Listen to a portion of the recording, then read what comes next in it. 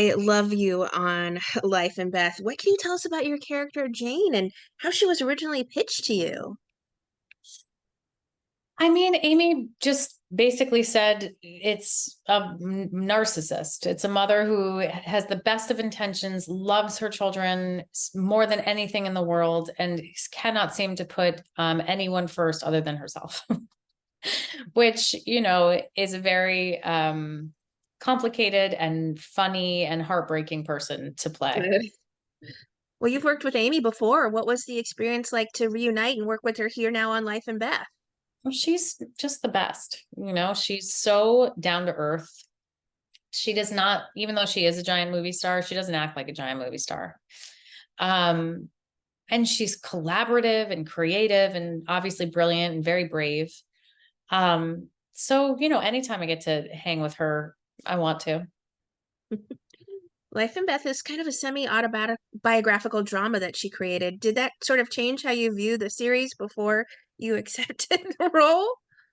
No, I think that there are parts pulled from her life, but I don't think that this role of her mother is her mother, Um, so it's not like I walked into it going like, "Ooh, that's going to be awkward when I see her mom," because I'm not playing her mom. I'm playing, I'm playing a A character. heightened version of her. Yeah, very, very, very heightened.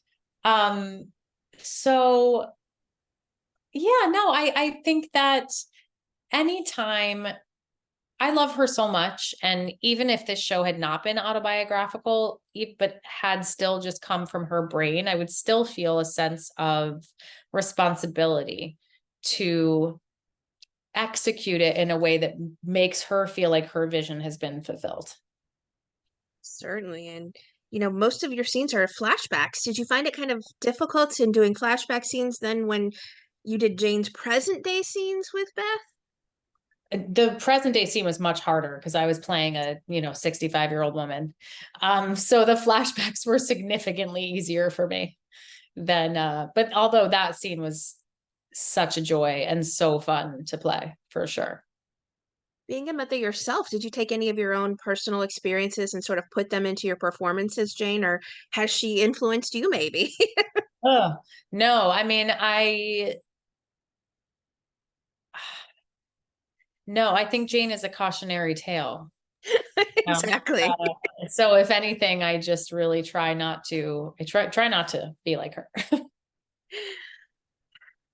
Being an actor means playing dress up for a living. What was it like for you to be aged up into playing older Jane? It was terrifying. It definitely, it was like the ghost of Christmas future. But anytime I get to sort of, um, really become someone else, it's really fun because it's kind of rare, that you get to really like, I've never worn prosthetics before. So that was really fun. What was that experience like for you then, sitting in the chair and having to have it all piled on? I had to do a thing. They like covered my entire face and mouth with this like blue stuff in order to get a cast of my face. And that was horrible because I could only breathe like out of my nose. And I was very claustrophobic. I felt like I was being buried. I think So they put that was, straws in your nose to like something like that, right? In order for you to breathe you know what? perfectly. I can't remember. I blocked it out. It was traumatizing. That's how bad it. I frankly wouldn't have done it had I known.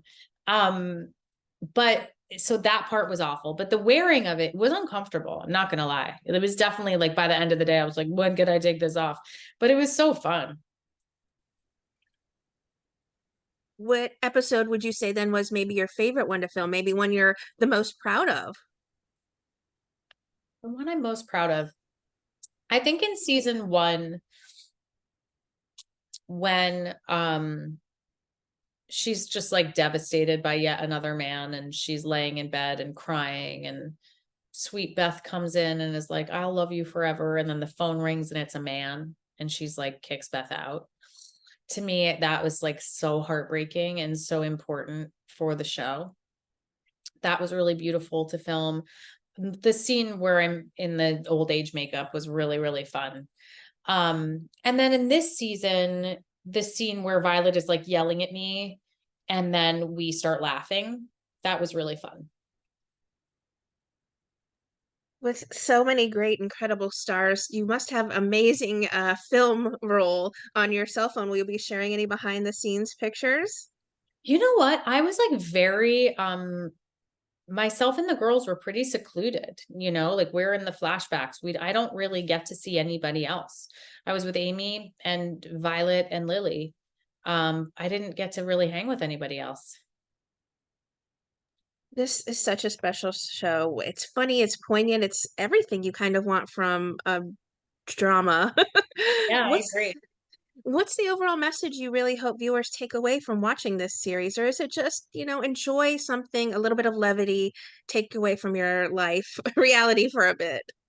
I think it's that like everyone's doing the best that they can, like we can all point fingers and blame each other, or we can just like live our lives a day at a time and find a partner who loves us. As Amy says in her comedy special, find someone who can stand you, and I think the Well relationship said. between Amy and Michael's character is so beautiful, and they have so much acceptance for each other.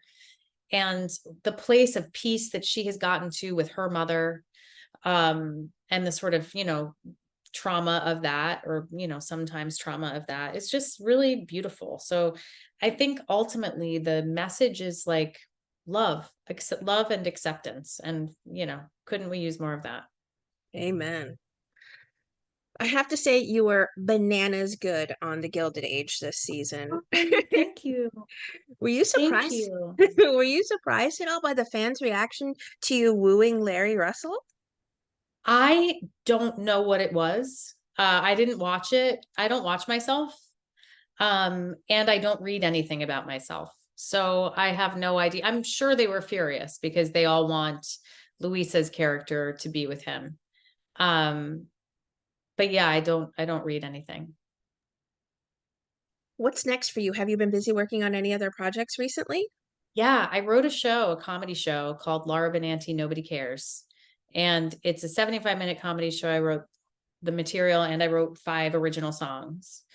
It was at the Minetta Lane Theater a few weeks ago, and then I'm gonna come back and do it again in May. And then Amy is actually getting involved producing it in bigger ways. So I'm really excited about the future of that. Wait, now I'm so curious. What were they? Were they upset about Susan? Well, first of all, they were amazed because it was you, because they were, Laura Benanti is wooing Larry Russell. And then on top of things, of course, as you said, everybody wants Larry to find a suitable Of woman course. to love. Of course. He's a protect your man at all costs kind of person where you're like, he's so sweet, you need to like bubble wrap him and keep him in a, safe way, in a safe place. Wouldn't it be so nice if women were treated the same way? Wouldn't that be lovely? Amen. Amen. I'll tell you that right now. I was that's what I was I was posting on social media. I was like, find yourself a man who treats a woman like Larry Russell, like treats. Yeah. Yeah, he was great to her. He was great to her. Well, what would you like to say to everyone who are fans and supporters of the incredible work you do, whether it's singing or whether it's being on stage, whether it's being on screen? I'm just grateful. I say thank you for enabling me to do the thing I've always wanted to do my entire life. Thank you for connecting with me in that way, because it's absolutely impossible for me to do it without them. Without them, I'm just like a lady in my makeshift garage office, singing to myself. So I'm Beautifully very, singing to yourself. yeah, so I'm very Beautifully. grateful.